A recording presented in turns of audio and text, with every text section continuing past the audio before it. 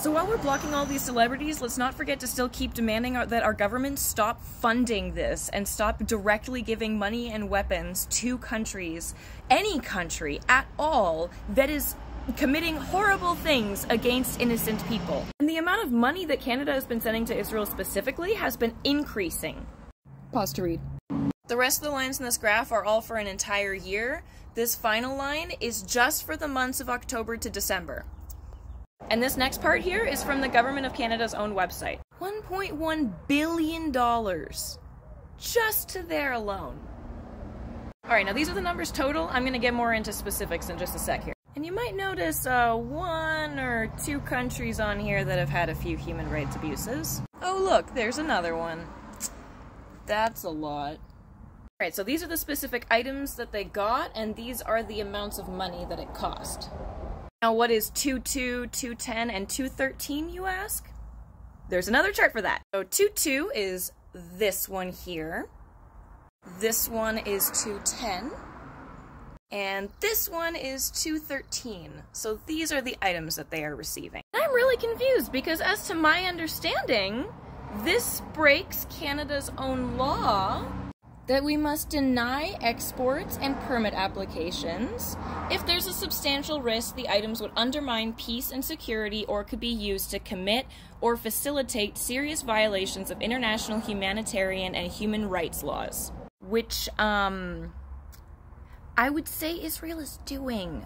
Because, like, isn't targeting schools and hospitals and innocent civilians and children and journalists something that rhymes with s'more crimes?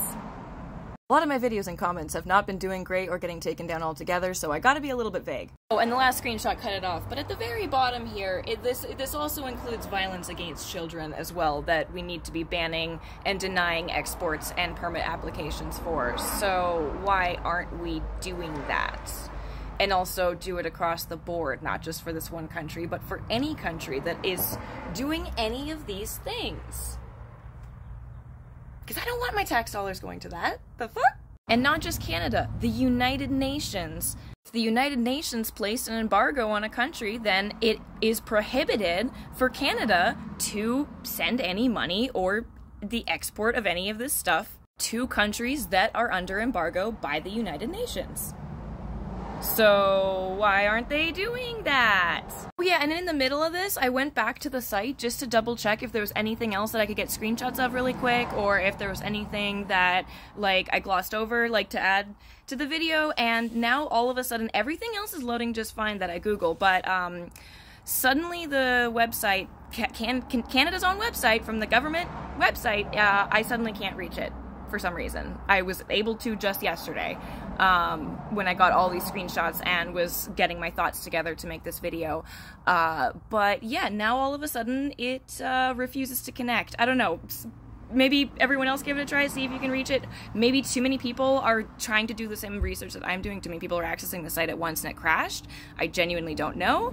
But yeah, thought that was a little bit weird that right in the middle, all of a sudden the website with all of this information, I can no longer seem to access it. That's fun, but I'm glad I got all the screenshots first, and hopefully maybe it just crashed and it'll be back up soon. Because if not, that's a little bit sus.